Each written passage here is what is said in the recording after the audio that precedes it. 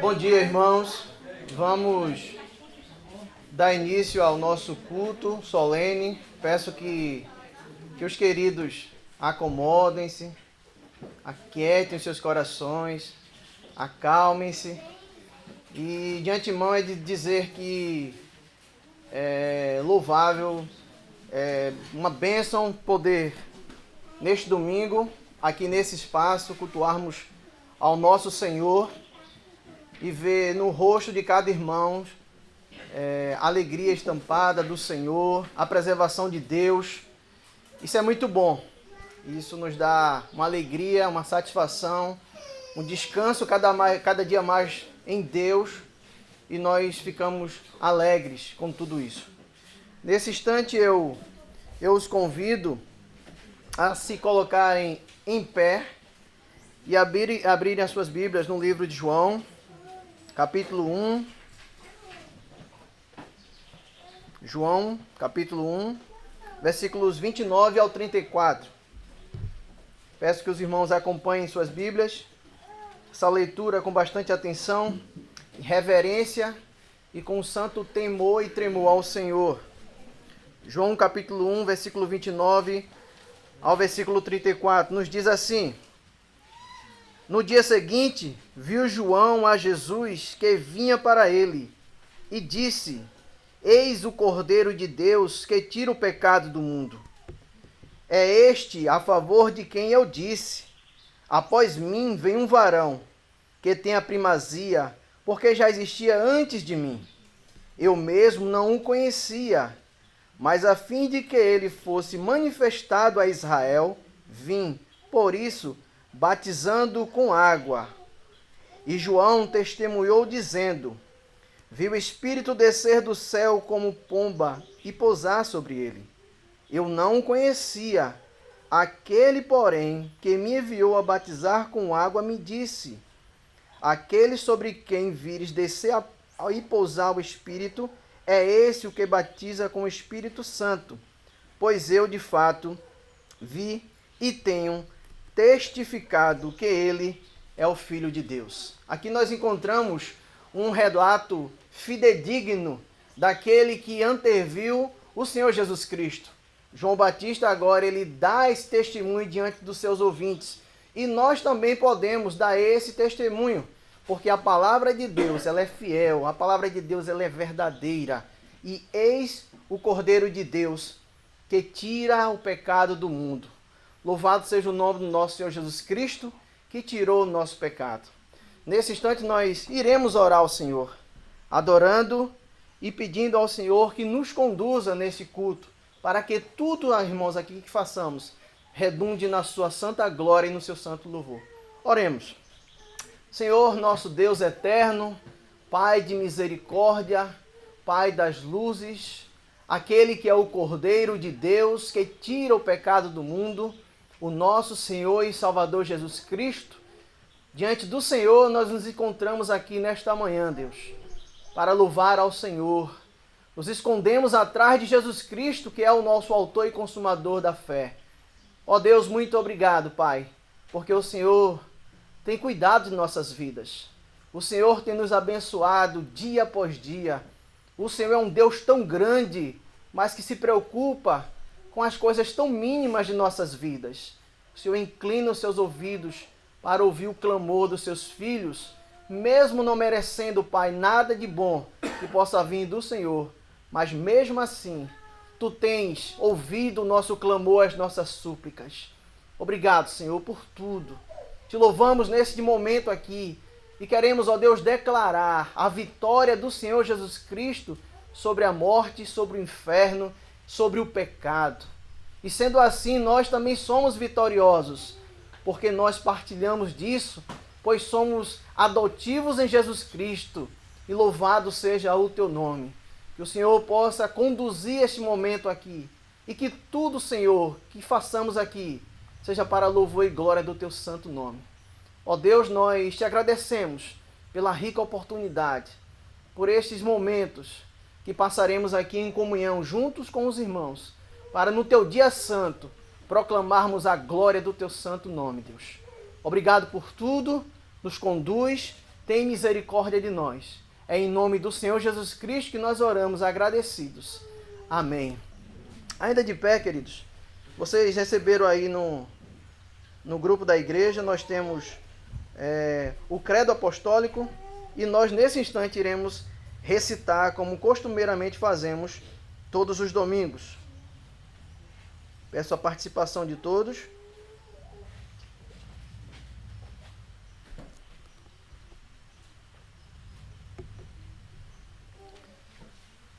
Creio em Deus Pai, Todo-Poderoso, Criador do céu e da terra. Creio em Jesus Cristo, seu único Filho, nosso Senhor, o qual foi concebido por obra do Espírito Santo, nasceu da Virgem Maria, padeceu sob o poder de Pôncio Pilatos, foi crucificado, morto e sepultado, desceu ao Hades, ressurgiu dos mortos ao terceiro dia, subiu ao céu, está assentado à mão direita de Deus Pai Todo-Poderoso, de onde há de vir para julgar os vivos e os mortos. Creio no Espírito Santo, na Santa Igreja Universal, na comunhão dos santos, na remissão dos pecados, na ressurreição do corpo, na vida eterna. Amém. Aqui, irmãos, está o resumo da nossa fé.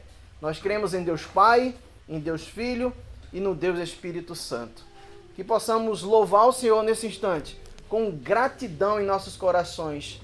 Alegremente, alegrei-me, como me disseram, vamos à casa do Senhor. Vamos louvar o Senhor? Nós vamos cantar o Salmo 96, um trecho dele, e em seguida vamos cantar um trecho que está lá em Neemias 9, mas no mesmo arquivo está a letra para que eles precisarem acompanhar, certo?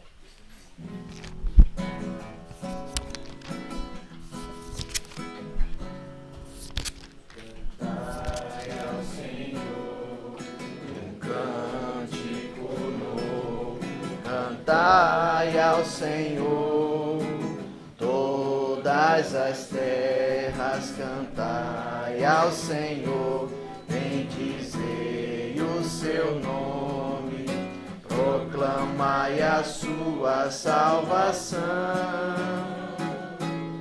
anunciai entre as nações a sua glória, dentre todos os povos as suas maravilhas, porque grande é o Senhor, muito digno de ser louvado, mais temível do que falsos deuses, glória e majestade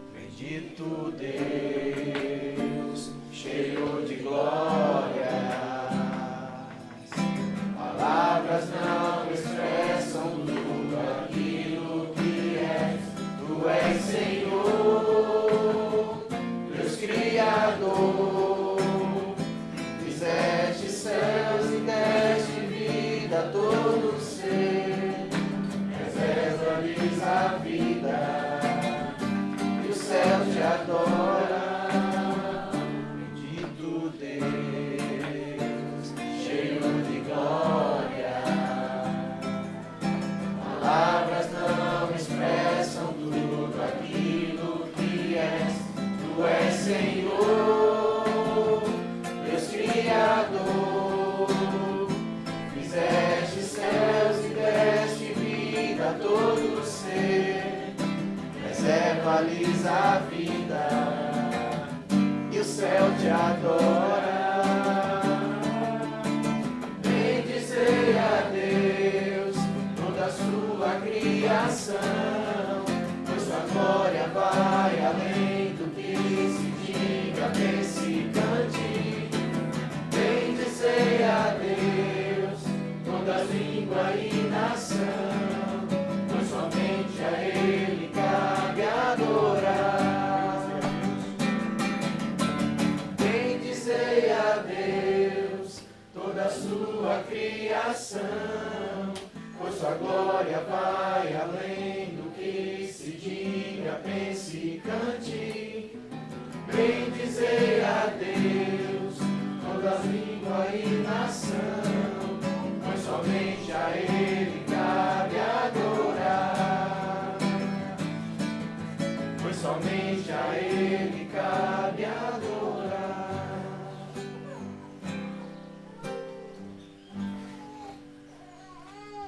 Podem se assentar.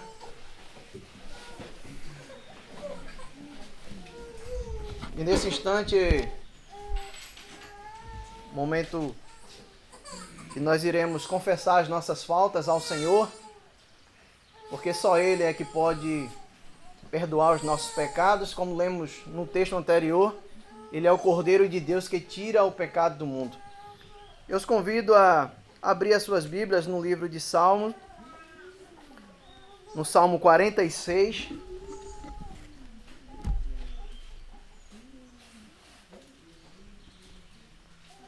Salmo 46.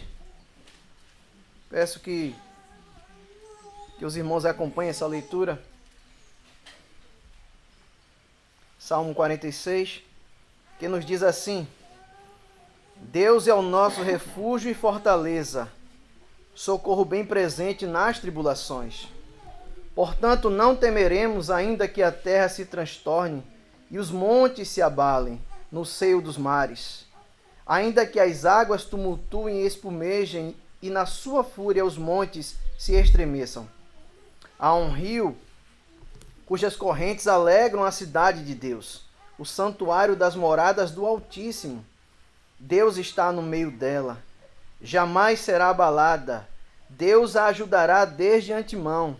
Bramam nações, reinos se abalem. Ele faz ouvir a sua voz e a terra se dissolve. O Senhor dos Exércitos está conosco. O Deus de Jacó é o nosso refúgio. Vinde, contemplai as obras do Senhor, que assolações efetuou na terra. Ele põe termo à guerra até os confins do mundo. Quebra o arco e despedaça a lança. Queima os carros no fogo. Aquietai-vos e sabei que eu sou Deus. Sou exaltado entre as nações, sou exaltado na terra. O Senhor dos Exércitos está conosco. O Deus de Jacó é o nosso refúgio. O Deus de Jacó é o nosso refúgio, é a nossa fortaleza. Ainda que o pecado tente apontar algo em nós, nós sabemos que na cruz do Calvário, Cristo Jesus perdoou todos os nossos pecados. E nenhum deles pode nos acusar, porque Jesus Cristo é aquele que venceu, aquele que nos dá esperança, é aquele que nos levará para morar nas mansões celestiais, porque Ele nos prometeu que voltaria para nos levar. E sendo assim, irmãos, eu os convido nesse instante que nós possamos, na verdade, fazer uma oração agora introspectiva, que você possa agora se achegar diante de Deus de uma forma sincera, que você possa confessar, ainda que seja em poucos segundos, mas faça isso com sinceridade de coração, para que possamos verdadeiramente alcançar graça e misericórdia no Senhor. Façamos isso por alguns instantes, depois nós estaremos orando juntos, em uma só voz, confessando a Deus as nossas faltas e pecados. Façamos.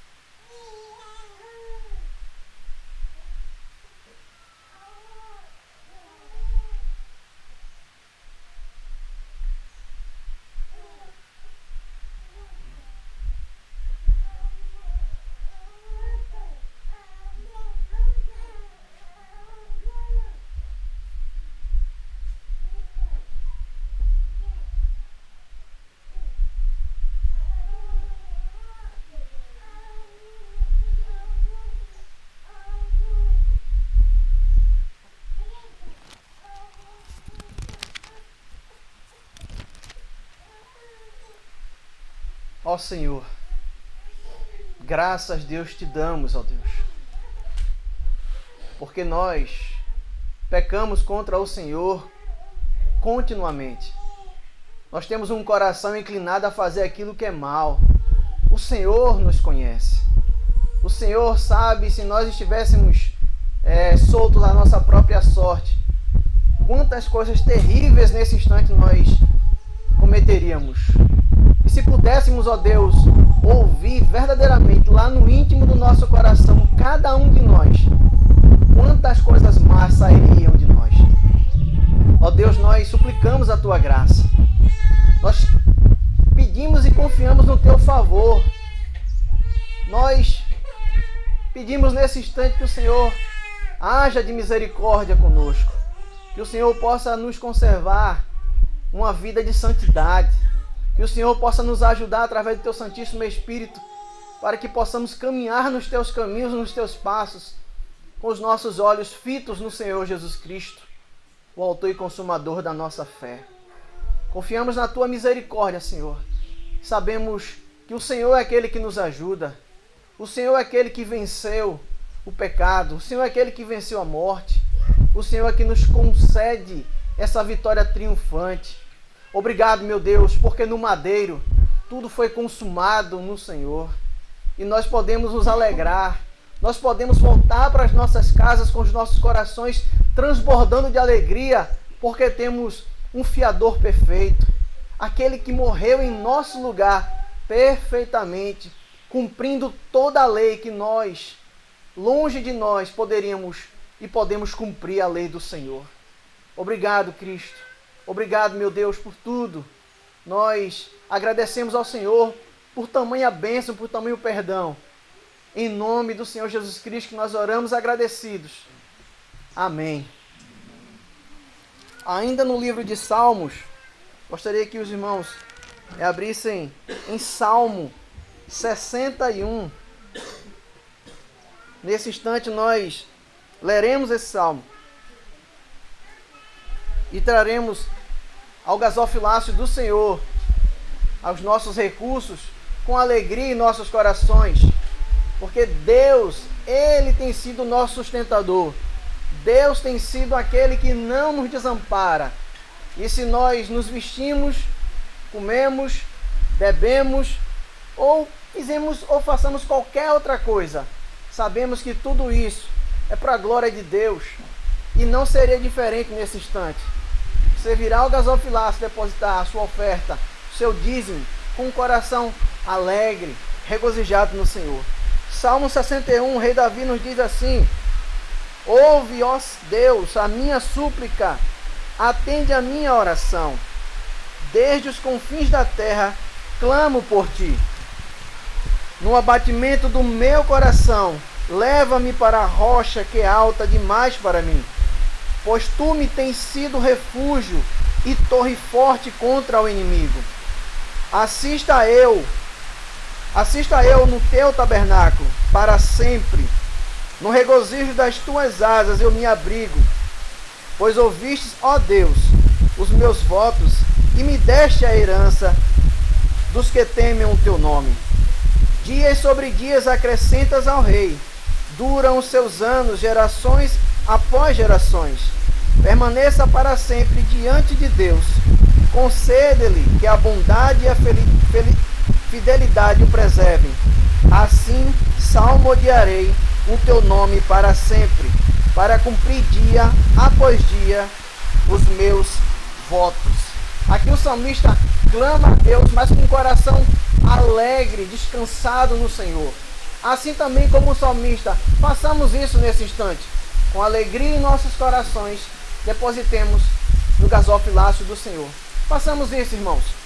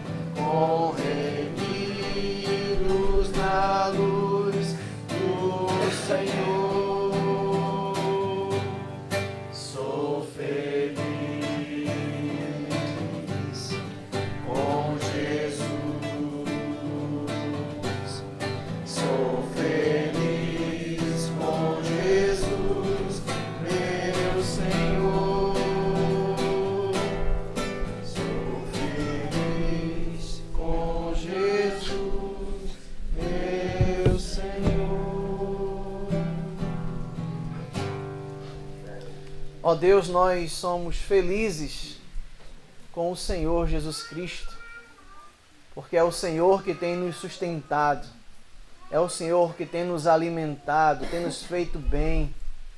Obrigado, meu Deus, por tamanha bênção que o Senhor tem derramado sobre nossas vidas. O Senhor tem nos cercado com o seu amor, com o seu braço forte, tem nos ajudado em um mundo caído, aonde nós podemos enxergar tantas pessoas que confiam na sua intelectualidade, na sua sabedoria, na sua força, na sua saúde, mas nós, ó Deus, nos regozijaremos no Senhor. Nós nos alegraremos em Ti todos os dias, porque sabemos que é do Senhor que vem o nosso sustento, é do Senhor que tudo acontece em nossas vidas. Obrigado, meu Deus, por tudo. Obrigado porque o Senhor tem cuidado de nós. Nós te agradecemos pelos recursos aqui depositados. Que tudo seja, Deus, para a manutenção da Tua obra e para o louvor do Teu nome. Obrigado, Pai, que o Senhor continue abençoando cada um dos irmãos, sustentando-os, ajudando em todas as suas áreas. É no Teu nome, Jesus, que nós oramos, agradecidos por tudo. Amém. Convido os irmãos a se colocarem em pé mais uma vez. E nesse instante nós iremos ouvir a exposição da palavra do Senhor. Pastor Douglas, nessa manhã irá nos conduzir nesse momento tão precioso. Vamos ler Efésios capítulo 1, versículos 1 a 4. No início deste momento de meditação ao redor da palavra de Deus. Efésios 1, apóstolo Paulo escrevendo. Paulo, apóstolo de Jesus Cristo, por vontade de Deus, aos santos que vivem em Éfeso e fiéis em Cristo Jesus. Graça a vós outros e paz da parte de Deus, nosso Pai, e do Senhor Jesus Cristo. Bendito o Deus e Pai de nosso Senhor Jesus Cristo, que nos tem abençoado com toda sorte de bênção celestial nas regiões celestiais em Cristo, assim como nos escolheu nele antes da fundação do mundo, para sermos santos e irrepreensíveis perante ele em amor. Oremos. Senhor, ilumina nossos corações através do poder do Teu Espírito Santo. Faça que nós possamos crescer na nossa compreensão da Tua vontade revelada, vindo de Ti, do Teu Espírito Santo, aos nossos corações. Abençoa o Teu povo, a Tua igreja. Em nome de Jesus, aqui nós oramos. Amém. Por favor, a igreja pode se assentar. E nós queríamos, então, meditar, refletir sobre três metáforas na Bíblia. O primeiro é esta metáfora.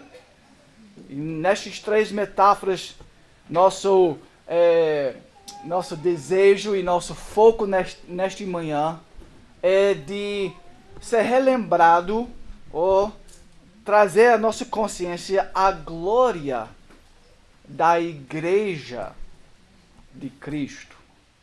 A glória da Igreja de Cristo. E por que é que nós devemos entender a glória da Igreja de Cristo? Porque a Bíblia vai explicar a razão. A igreja, nós, o povo de Deus, nós somos aqueles que são beneficiados, né? Com todas as riquezas da nova aliança. Temos a plenitude das promessas de Deus em Cristo dado a nós. O Velho Testamento lembra Deus falando com a igreja do Velho Testamento. Ele falou: eu serei o seu Deus e vós serei o meu povo. Em Cristo, especialmente, todas essas promessas do Velho Testamento de comunhão, de salvação, de promessa do reino e assim as riquezas deste relacionamento salvador com Deus em Cristo, isto é tudo, a plenitude disto tudo é visto em Cristo. O nosso texto aqui de Efésios fala estas palavras, né? Nas regiões celestiais em Cristo. Então, a palavra de Deus fala acerca da igreja com estas palavras. em Cristo, conexão com Cristo, união com Cristo. Então, você já está vendo um dos primeiros glórias da igreja de Cristo. É que nós estamos conectados com Ele e tudo o que Ele fez. Mas temos um problema, né, em nossos dias. E já por décadas, quem sabe por mais de um século, nos Estados Unidos, eu creio também no Brasil, no Sul América, no Canadá, na Europa, ao redor do mundo, na verdade, nós estamos vendo muitas pessoas dizendo, né, que eles gostam até de Jesus, mas eles não gostam da igreja. Eles amam a história de salvação, mas nós não desejamos assim o corpo de Cristo. Tem muitas coisas que são fora de moda hoje em dia, né? A igreja organizada, isso está fora de moda. A igreja institucional, disciplina eclesiástica, isso certamente não é muito popular. A estrutura da igreja, né, os lideranças, os presbíteros, né, tudo que Cristo colocou ali, isso também não é muito legal na percepção de muitos. Comprometimento com o corpo de Cristo, isso também não é tão importante em nossos dias. Tudo isso está meio ultrapassado na visão de muitos. Agora, o que está na moda? O que é que as pessoas têm? O que eles gostam? Sim, até talvez Jesus, né? Eles gostam talvez da palavra espiritualidade. Na verdade, isso está até no mundo. Espiritualidade é uma palavra legal. Eles gostam de espiritualidade, mas Cristo e espiritualidade, mas sem a igreja. Essas são ideias que parecem são amplamente, né, sustentados e obedecidos em nossos dias. Mais uma vez, eles basicamente dizem: Jesus, ok, nós vamos aceitar Ele, mas a igreja está fora de nosso coração e da nossa, vamos dizer, paixão. E tem muitos até que querem desistir da igreja. Eles têm visto tantos problemas dentro da igreja, até que o ânimo deles sobre, né, a autoridade da igreja, sobre o trabalho da igreja, sobre a missão da igreja, isso está muito enfraquecido no coração deles. Nós podíamos tentar buscar, entender as razões dessa baixa visão da igreja, né? Talvez em algumas teologias, nos tempos recentes, nos 150 anos mais recentes, nós temos visto muitos evangélicos dizer que a igreja é meramente um plano B, né? É a segunda opção de Deus. A primeira opção, que era, né, a noiva, né, aquele amor principal, desvirtuou. Então agora ele iniciou um segundo plano B, que é a igreja de Cristo. E certamente isso talvez ajudou a gente a perder uma visão elevada sobre a igreja. Então nós queremos, na luz deste problema, analisar alguns textos bíblicos, estes três metáforas, para ver se isso é bíblico, essa baixa visão da igreja. E certamente nós vamos descobrir que não é uma visão bíblica. Então, vamos buscar aqui na palavra de Deus. O Espírito Santo pode nos orientar em termos de nossa visão sobre a igreja. Ok, vamos lá. Em primeiro lugar, nós temos usado já várias vezes essa palavra igreja. Isso vem do Novo Testamento. Esta palavra, eclesia, no grego, né? E ela se refere a um grupo de adoradores, ok? Tanto o corpo local, como este corpo local, né? É uma igreja local aqui. Tanto a igreja universal, a igreja de Jesus Cristo ao redor do mundo, de todos os tempos e épocas e eras. A igreja, então, não é o prédio, né? A igreja, então, isso é interessante até hoje. Nós estamos quase debaixo de uma mangueira. E nós estamos plenamente, né, a igreja hoje de manhã. Quer dizer, a igreja não é o templo, né? Não é o prédio, você não adora na igreja. Você é a igreja sentado, ouvindo a palavra de Deus e adorando o Deus neste momento. Então, vamos voltar para esse primeiro metáfora para entender a glória da igreja. Efésios 5, esta vez, nós vamos ver alguma coisa importante em Efésios capítulo 5. Versículos bem comuns que vocês conhecem certamente muito bem. Efésios 5, 22. As mulheres sejam submissas ao seu próprio marido como ao Senhor. Porque o marido é o cabeça da mulher, como também Cristo é o cabeça da igreja, sendo este mesmo o Salvador do corpo. A primeira metáfora, então, é este. Cristo é o cabeça da igreja. Aí nós estamos vendo já a glória da igreja.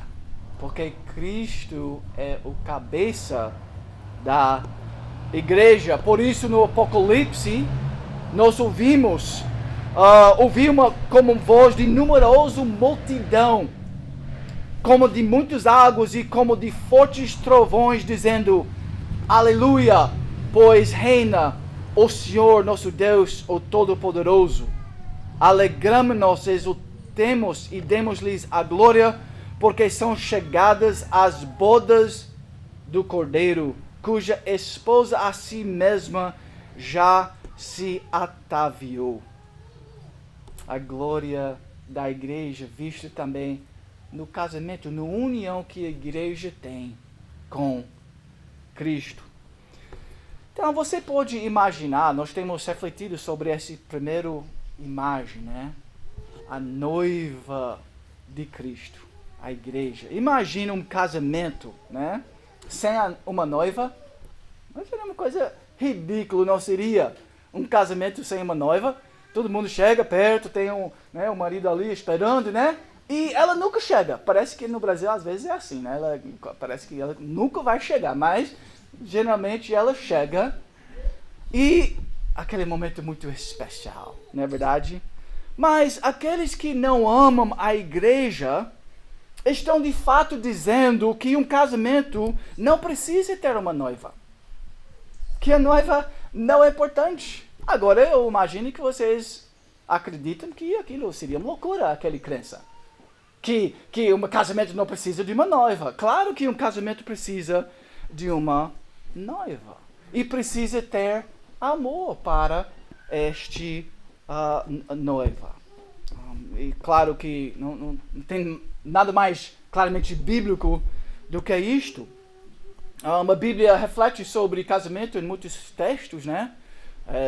Um casal, um homem e mulher não devem ser divorciados, por exemplo, né? Porque Cristo e a igreja não deveriam ser divididos. Eu creio que uma das razões que nós temos uma baixa visão sobre casamento é porque nós temos uma baixa visão sobre a igreja. Parece que essas duas coisas andam juntas. Quando a visão da igreja caiu, também a visão sobre casamento caiu. Igrejas quebradas e casamentos quebrados andam juntos. Hoje, nós podemos refletir sobre aqueles pastores, por exemplo, na China e outros países, com certeza, que eles estão na prisão hoje, porque tem aquelas pessoas ao redor do mundo e sempre existirá pessoas que vão odiar a noiva de Cristo. Eles vão odiar a igreja de Cristo. Isso até nós cantamos em nossos hinos e salmos, né? Embora haja aqueles que a odeiam e falsos filhos no seu meio, contra tanto inimigo quanto traidor, ela sempre prevalecerá. Então, o primeiro metáfora, irmãos, ensina pra gente alguma coisa muito importante. A igreja é gloriosa por conta da vitória do seu esposo. Por causa da vitória do seu marido. É uma vitória garantida para vocês. Todos vocês que estão em Cristo. Bem-aventurados aqueles que são chamados à ceia das bodas do Cordeiro. E acrescentou, são estas as verdadeiras palavras de Deus. Então, bem-aventurados aqueles que são casados com Cristo. Não sei, né? Nunca fez uma pesquisa, né, sobre sociologia ou sobre estudos sobre o cerimônia de casamento. Mas parece que o homem, o marido, é quase esquecido, né? E assim, talvez nós precisamos ter um equilíbrio bíblico sobre nossos casamentos aqui na Terra, que refletem, né, verdadeiramente numa verdade até maior, né? E a beleza daquele esposo entrando com as roupas brancas, né, de pureza e santidade que Cristo, o marido, né, criou nela. Mas é Cristo, é o marido. Ele é que dá para a noiva toda esta glória. Então, em primeiro lugar, refletindo mais uma vez, a igreja é gloriosa por conta do seu esposo, Cristo. Então, se você quer ver a beleza da igreja, você tem que olhar, refletir, analisar, meditar sobre o noivo, sobre o marido, que é perfeito Cristo. Vamos para o segundo metáfora, então, para ensinar a gente sobre a glória da igreja em Efésios 1, 22 e 23, esta vez. Nós aprendemos com este texto que, alguma coisa que você já tem lido muitas vezes, a igreja é o corpo de Cristo. Você está conectado com Cristo como um corpo está conectado a uma cabeça.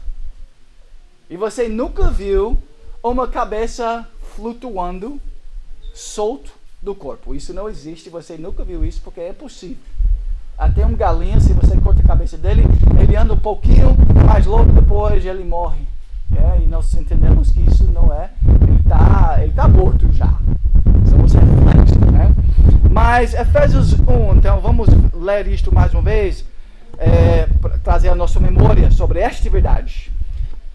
Efésios 1, 22, e pôs todas as coisas debaixo dos pés, e para ser o cabeça sobre todas as coisas, o deu à igreja, o qual é o seu corpo, a plenitude daquele que a tudo enche em todas as coisas.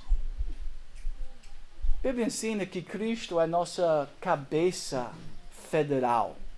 O que isso significa isso? Lembra que Adão, o primeiro Adão, ele foi, Romanos 5 ensina isso, ele foi nossa cabeça federal. Ele representou a raça humana. Isso tem a ver com teologia pactual, né? Que nós estamos em um pacto com no primeiro momento, com este primeiro homem, e ele caiu. Então, por causa de nossa conexão com ele, todos nós caímos. A mesma verdade para com Cristo. Em Cristo, né, nós temos essa conexão espiritual, nós temos essa conexão pactual. E ele ganhou a vitória. Então, por causa da vitória de Cristo, nós também recebemos tudo toda a vitória que ele conquistou. Ele é a nossa cabeça federal. Ele é a nossa cabeça orgânico. Talvez essa é uma palavra difícil de entender. Mas pensa em João 15, por exemplo, para entender esta ideia de uma cabeça orgânico. Eu sou a videira e vós os ramos. As árvores, as plantas do mundo, na natureza, nós podemos entender talvez um pouco melhor essa ideia de uma conexão orgânica. As raízes estão conectados com os frutos daquele árvore, aquele planta. São duas coisas, mas são unidos. A relação é orgânica e vital. Quer dizer, nós recebemos nossa energia espiritual, nossa vida espiritual por causa desta conexão orgânica com nossa cabeça, que é Jesus Cristo. Então, uma conexão orgânica significa que a igreja, em todos os seus membros e partes, né? Tem muitos membros aqui. Mas todos vivem e operam somente através de Cristo. O mesmo Espírito, o mesmo Espírito Santo de Deus habita tanto em Cristo, tanto em sua igreja. Nós temos uma conexão, então, espiritual com nossa cabeça. Ele é nossa cabeça orgânica, ele é nossa cabeça federal, representativa, e ele é nossa cabeça regente. Quer dizer, ele manda, ele é o nosso Senhor, ele é nosso rei. Isso é ensinado em vários textos, até nosso próprio texto que nós acabamos de ler. E pôs todas as coisas debaixo dos pés, para ser o cabeça sobre todas as coisas, o deu à igreja, o qual é seu corpo, a plenitude daquele que a tudo enche em todas as coisas. Então, ele é a autoridade, porque ele é nossa cabeça. Sim, o pastor tem uma autoridade, os presbíteros têm uma autoridade, nós temos liderança organizada por Cristo na igreja, mas essa liderança nunca é o absoluto, né? O líder absoluto é Cristo. E Cristo, ele delega esta autoridade.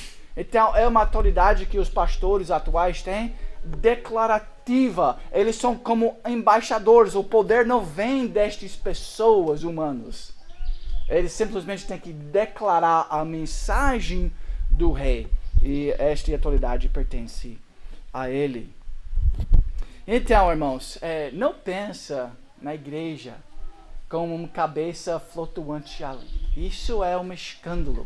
Isso é uma coisa muito feia. Nem no Hollywood, né? Nós temos uma visualização tão feia como este, de uma cabeça flutuante sem corpo. Gostei como pastor Kevin DeYoung refletir sobre aquilo. Tem muitos membros hoje, né? Eles são como membros amputados. Isso não é uma visualização muito legal, não é verdade? Amputados, né? Peças soltas. Não é assim que a igreja deve ser. Um Cristo sem corpo é uma monstruidade e é ineficaz. Essas verdades andam junto. A igreja de Cristo precisa de pessoas comprometidas em bons momentos, em maus momentos, com o avanço da obra de Cristo por causa da cabeça. Vamos analisar então, nós temos visto já duas metáforas, né? Que Cristo é nossa cabeça. A igreja é glorioso por causa da cabeça. A igreja é glorioso em terceiro lugar, porque Cristo é o fundamento da igreja. Vamos ler isto em um outro texto, 1 Coríntios 3.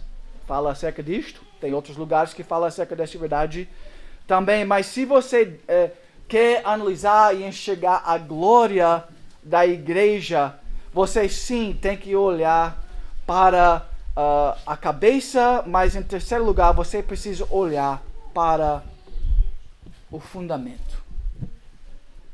O edifício da igreja é baseado no fundamento que é Cristo. Versículo 9 diz: porque de Deus somos cooperadores, lavoura de Deus, edifício de Deus sois vós.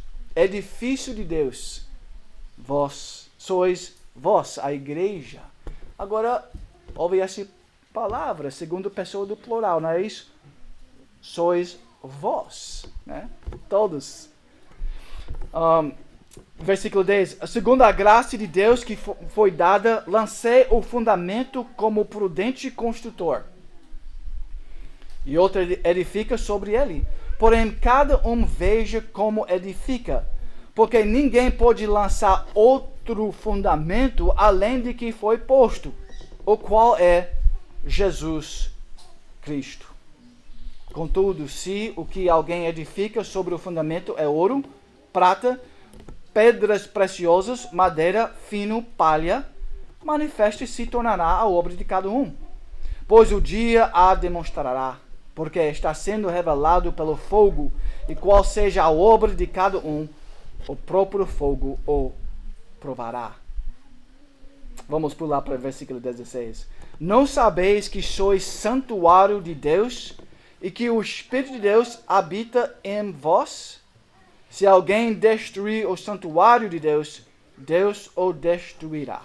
Porque o santuário de Deus que sois vós é sagrado. Então, irmãos, a Bíblia está ensinando que vós, né? É a palavra. Vós somos edifício, né? Prédio de Deus. E o pedra fundamental é Cristo. Nós temos aqui alguns prédios, né? Sendo construídos. E é maravilhoso chegar aqui, né? Às vezes tem 20 pessoas trabalhando e cada um fazendo sua parte. E quando cada pedra conectada, né, com a autoridade, neste caso seria o engenheiro, né? Ele tem que desenhar as coisas e Cristo é isso para nós, mas cada membro fazendo sua parte, aí o corpo é edificado. Quando é edificado sobre a rocha, sobre o pedra fundamental. E foi interessante para ver como aqui no Brasil, nas construções, eles fazem a pedra fundamental, o base, né? Onde o prédio vai ser construído. A palavra de Deus em vários textos reflete sobre esta metáfora, sobre esta visualização em termos da igreja. Vós mesmos, como pedras que vivem, sois edificados casa espiritual para ser de sacerdócio santo. Mais um lugar, mais um texto que fala acerca da igreja de Cristo como casa espiritual para ser de sacerdócio santo. E a Bíblia reflete sobre este em Sião, né? Pedra angular. Agora eu não entendi muito bem, né, o que significa esse pedra angular nas construções da antiguidade, mas era a pedra onde tudo descansava, né? Era a peça mais importante e sem ele, certamente com o tempo, o prédio iria desmoronar. A pedra que os construtores rejeitaram, né? Talvez o povo de Israel, esse veio a ser a principal pedra angular e pedra de tropeço e rocha de ofensa por muitos é Cristo.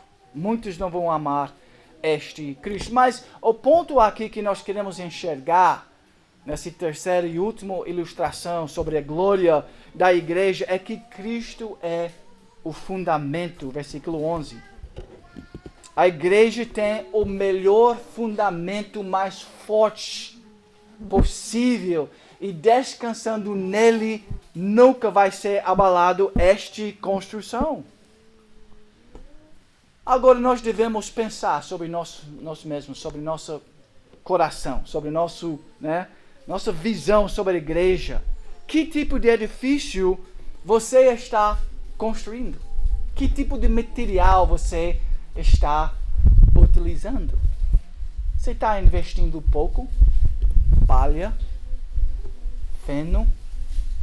Se sim, né?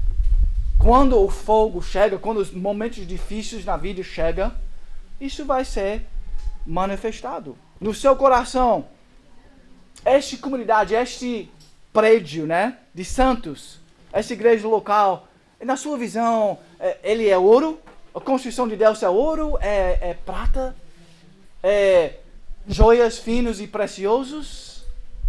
Ou é fino? Como é que na sua vida de oração, como é que é sua visão, aquilo que anima seu coração, como é que ele anda em termos da igreja, o corpo de Cristo? A palavra de Deus é claro. Vós são o templo de Deus. o Espírito Santo habita na comunidade, no corpo de Cristo. Frequentemente nós interpretamos esse texto, 1 Coríntios 3, né? Isso muito individualmente. Mas o texto diz, vós, né? A reunião pública, né? O corpo da igreja como uma comunidade completa são habitados pelo Espírito de Deus. Então, neste texto é a comunidade. Certamente, né? Por isso, este santuário tem que ser precioso em nossos olhos. A comunidade de adoradores, o culto da igreja. A igreja local não deve ser destruído. É nossa visão sobre ele. Com as divisões, com brigas, com coisas inúteis. Porque o Espírito habita no templo. E o templo é a comunidade de adoradores em nosso texto. Tem várias maneiras de destruir, né, o corpo da igreja. Muitos pecados, né? Mas certamente nós vamos cometer um sacrilégio, porque é na igreja onde Deus habita. Vamos tentar né, trazer algumas meditações e aplicações sobre a glória da Igreja de Cristo que nós temos visto nestes 3 textos, usando essas 3 metáforas para nossas vidas. Você sente um pouco, você tem visualizado o ênfase, pelo menos nestes textos, sobre o corpo, né, sobre a reunião pública, sobre a igreja unida, ao invés do indivíduo nestes textos? Será que nós precisamos reformar nossa visão para longe daquilo que é popular em nossa cultura e em nossa sociedade, onde o indivíduo é exaltado e muitas vezes, né, o corpo é de-enfatizado?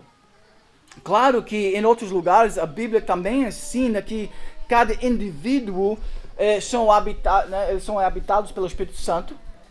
Cada indivíduo, cada pedra é muito importante, mas nós nunca podemos esquecer que Deus lida com o corpo como uma comunidade em muitos lugares. Talvez nos Estados Unidos você tenha visão sobre o indivíduo isolado. Este era o verdadeiro homem, né, sozinho, né, fumando aquele cigarro, né, sozinho, um trabalhador autossuficiente. Isso se tornou, né? Pelo menos nos Estados Unidos, eu creio que isso, talvez por causa do iluminismo, o indivíduo se tornou exaltado e se tornou talvez importante demais em nossa visão. Mas a igreja, o corpo, as responsabilidades corporativas foram negligenciados. Será que isso é verdadeiro? Pensando sobre estes textos. Muitas vezes nós pensamos assim: eu fiz meu tempo só com Deus hoje. Até eu fiz meu estudo com a minha família. Então, eu estou satisfeito. Mas nós esquecemos alguma coisa muito importante quando a gente só pensa sobre nós mesmos, nosso relacionamento com Deus, até nossa família, nosso culto doméstico. A Bíblia é muito clara que nós também temos que amar, salientar, investir com ouro na igreja, no povo de Deus, no culto do Senhor. Isso é um momento especial para nós. Nós, né, preparamos para este momento. Isto é ouro para nós. Isto é diamante para nós. Ou é mais meramente só alguma coisa que a gente faz como qualquer outro dia da semana. O texto é claro que Deus habita na congregação, na assembleia. Então, nós temos visto, irmãos, nesta manhã, que a igreja é gloriosa, porque é o edifício e lugar de habitação do Deus vivo. A igreja é glorioso neste texto por conta do seu fundamento e a conexão que o prédio tem com o fundamento. Cristo. Então, você tem que, mais uma vez, analisar, olhar para o fundamento para ver e enxergar e sentir a preciosidade da noiva, da igreja local e da igreja universal. Nós temos visto 3 metáforas bíblicas sobre a igreja, demonstrando para nós hoje de manhã a glória da igreja de Cristo. A igreja é gloriosa por causa do seu marido.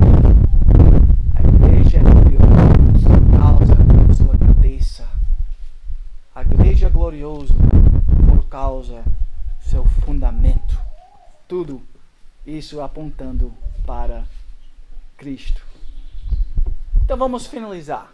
Vamos sair daqui pensando em como nós possamos agir, então, em conformidade com estas realidades.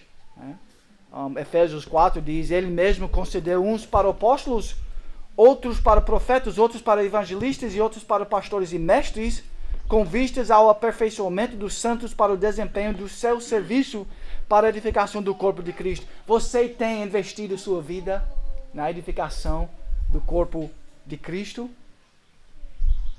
Você ama a liderança que Deus colocou aqui na igreja? Os presbíteros, os diáconos, os homens da igreja, cada pedra com sua responsabilidade que Deus deu a eles?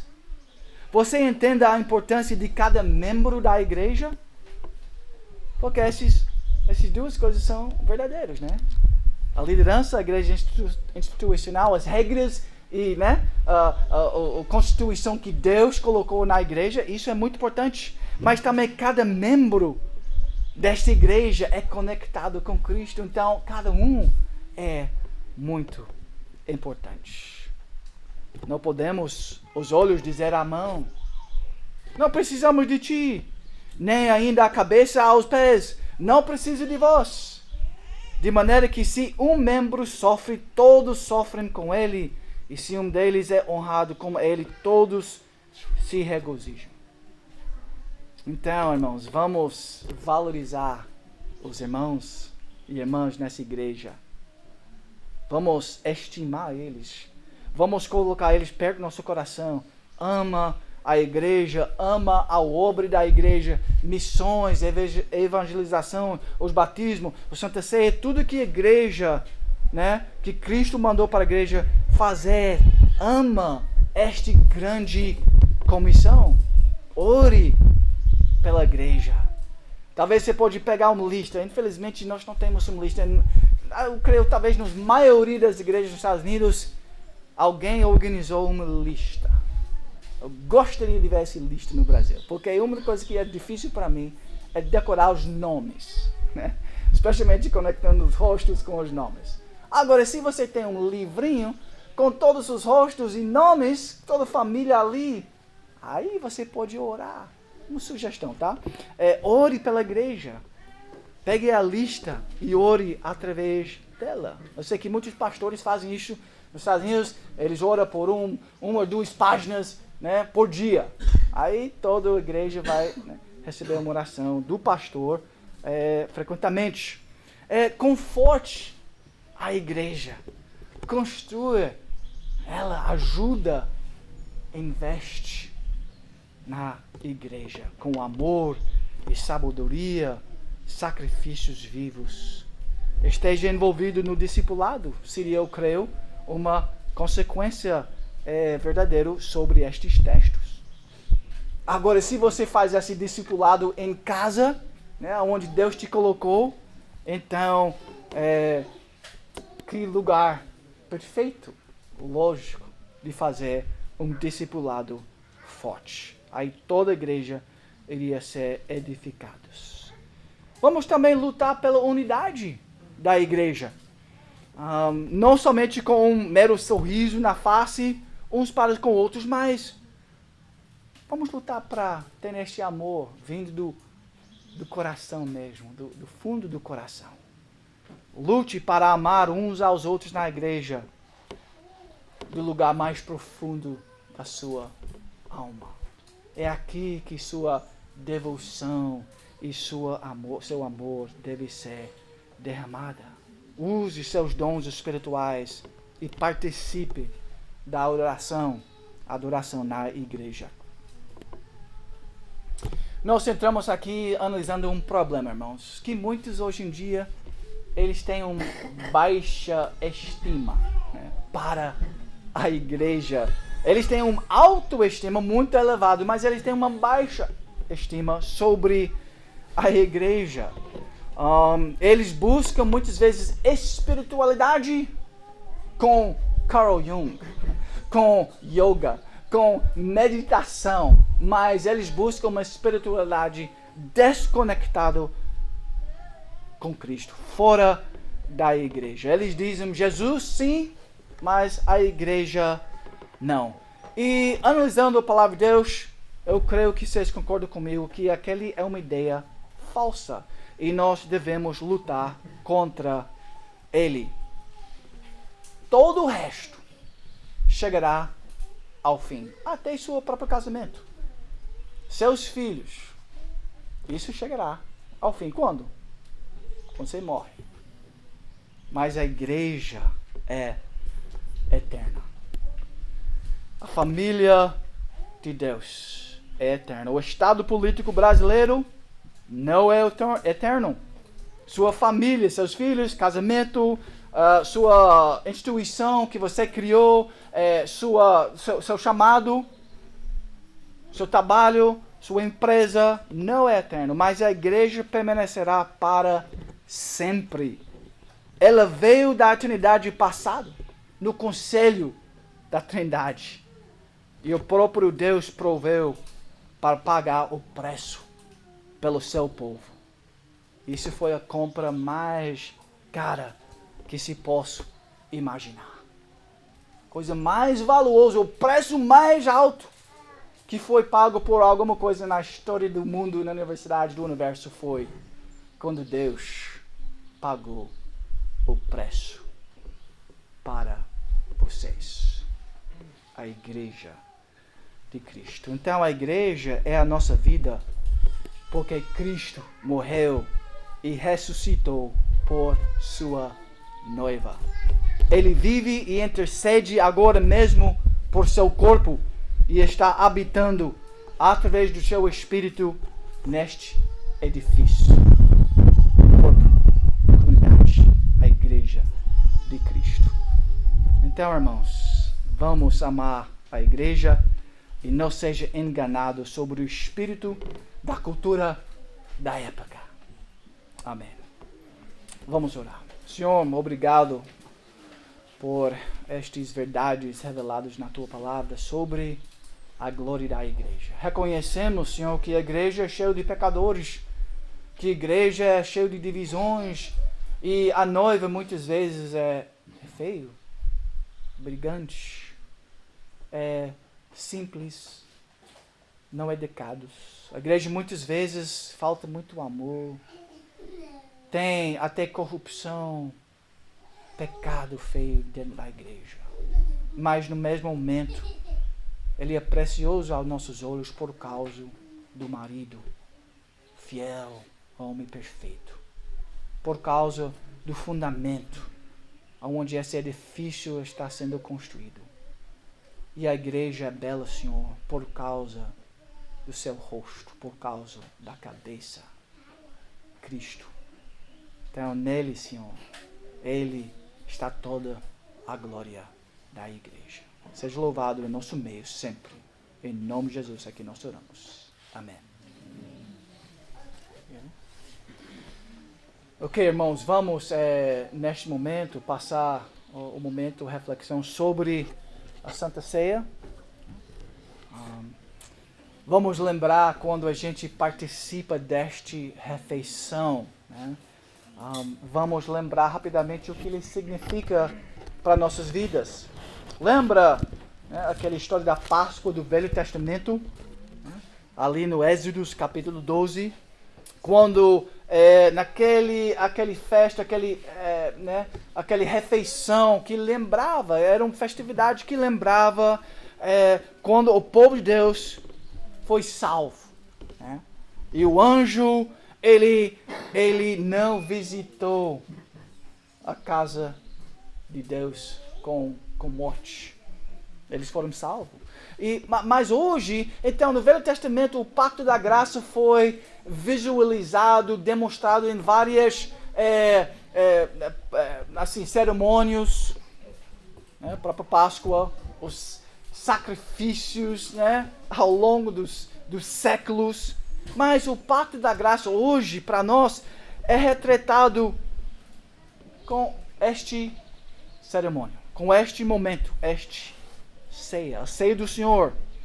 Então não é uma mera lembrança da libertação do Israel do Egito, mas ele nos aponta para uma liberdade ainda maior, eterna, aonde o diabo e as trevas foram derrotados e nós temos comunhão com Cristo para toda a eternidade. Então Deus se senta, né, com a igreja, com a noiva, nesta refeição. E não há outras pessoas no mundo inteiro com quem isso é verdadeiro. Então isso é um momento certamente muito especial para a igreja de Cristo. Que refeição fantástica. Talvez você está no meio de alguém que está muito doente, pessoas morrendo ao seu redor. Talvez pobreza está perto da sua casa, desânimo, desespero e vários outros problemas podem estar acontecendo na sua vida. Talvez um sentimento de perdição. Mas aqui nesta mesa, Deus prepare um banquete no meio da sua aflição. E Ele fala para nós, vai dar tudo certo. Pode ficar tranquilo. Eu ganhei a vitória final. E no meu sangue, do sangue do Cordeiro, meu corpo, o corpo de Cristo, vai estar tranquilo. A paz para toda a eternidade, por causa do marido. Então aqui está a vida espiritual da igreja. Cristo sendo representado, o sangue do Cordeiro e o corpo, né?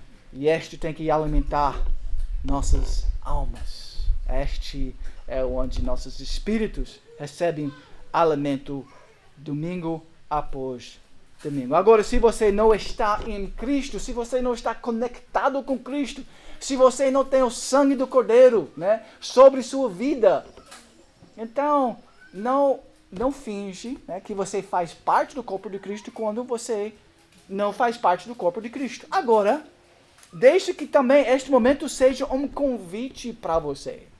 Deus declara abertamente, vinde a mim, né, todos que são oprimidos, todos que têm sede e fome, bebe livremente. Então esta mesa, sim, nós precisamos preservar a mesa daqueles que não acreditam em Cristo, mas também esta mesa é um grito de salvação. É um chamado para conhecer Cristo e salvação eterna. Esta mesa é do Senhor, não pertence a uma igreja local. Então você está convidado a participar desta Santa Ceia. Se você é um membro em plena comunhão com esta igreja, ou se você é membro de outra igreja e não está sob disciplina da igreja, você também é convidado, se você está conectado com Cristo. Então vamos ouvir neste momento as palavras da instituição da ceia do Senhor, revelados por nós em vários textos. Nós vamos ler 1 Coríntios 11, 23 a 26. 3 versículos. Porque eu recebi do Senhor o que também vos entreguei, que o Senhor Jesus, na noite em que foi traído, tomou o pão e, tendo dado graças, o partiu e disse: isto é meu corpo que é dado por vós, fazei isto em memória de mim. Por semelhante modo, depois de haver ceado, tomou também o cálice, dizendo: Este cálice é a nova aliança no meu sangue. Fazei isto todas as vezes que o beberdes em memória de mim, porque todas as vezes que comerdes este pão e beberdes o cálice, anunciais a morte do Senhor, até que Ele venha. Então vou pedir que os presbíteros podem chegar aqui, aí nós vamos orar. Vamos pedir a bênção de Deus sobre este alimento espiritual para nossas almas. Senhor nosso Deus, nós te louvamos pela vinda do teu Filho a este mundo para nos dar a paz, a adoção de filhos teus e a herança da vida eterna contigo. Graças te damos pela tua graça, Senhor, em nossas vidas.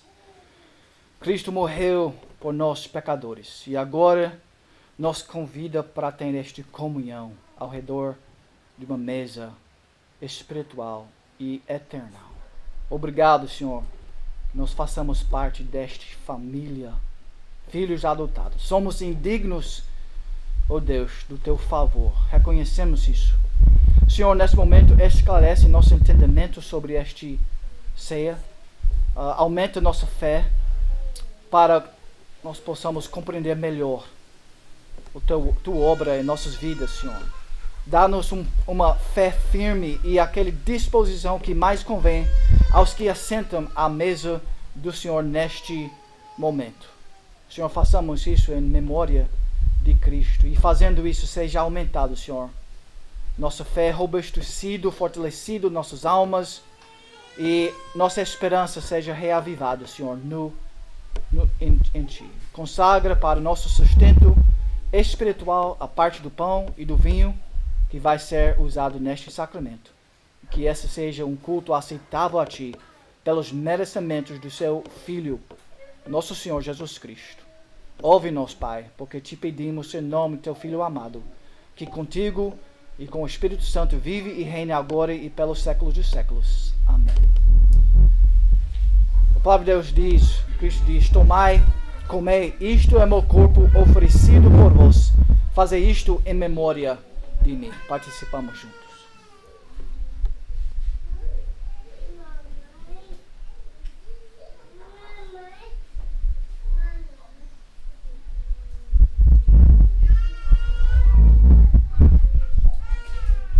Na mesma noite, no mesmo momento, Jesus, ele também pegou o cálice e ele falou: Tomai, este cálice é a nova aliança no meu sangue. Fazei isto todas as vezes que o beberdes em memória de mim.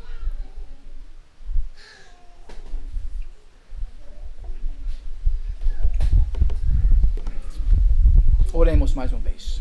Obrigado, Senhor, nosso Deus soberano, Pai Todo-Poderoso. Obrigado, Senhor, por tua misericórdia, por teu unigênito Filho que morreu em nosso lugar. Louvamos, Senhor, o teu santo nome. Concede a nosso Deus, concede, Senhor, que pela obra do teu divino Espírito Santo, que este sacramento que acabamos de celebrar concorra para fortalecer a nossa fé no Salvador e a nossa íntima comunhão com Ele. A Ti, a Cristo e ao Espírito Santo sejam dados toda a honra, glória e o poder, agora e para sempre. Amém.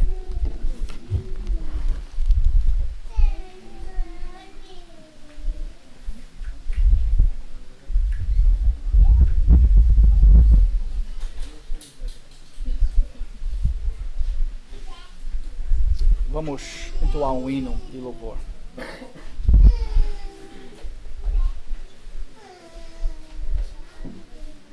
Número 115. Naquele mesmo arquivo, acho que é a última canção.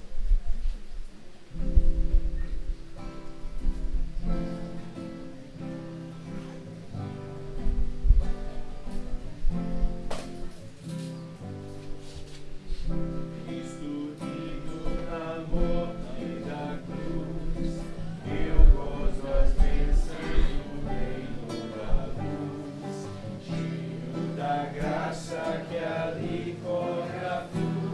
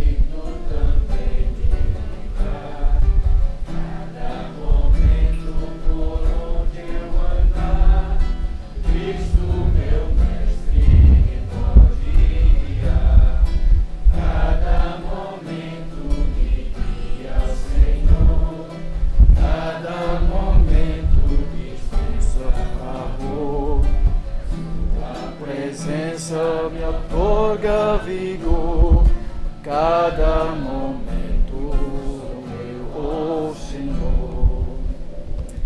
Antes de sair, recebe boa palavra, a bênção do Senhor.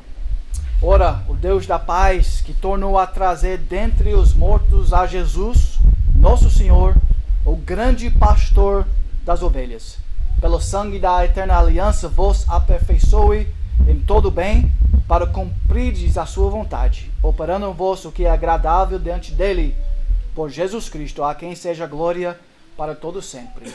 Amém.